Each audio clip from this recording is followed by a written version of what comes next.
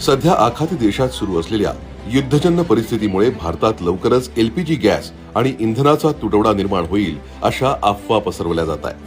पण या बदलत्या जागतिक परिस्थितीवर सरकारचं बारीक लक्ष आहे.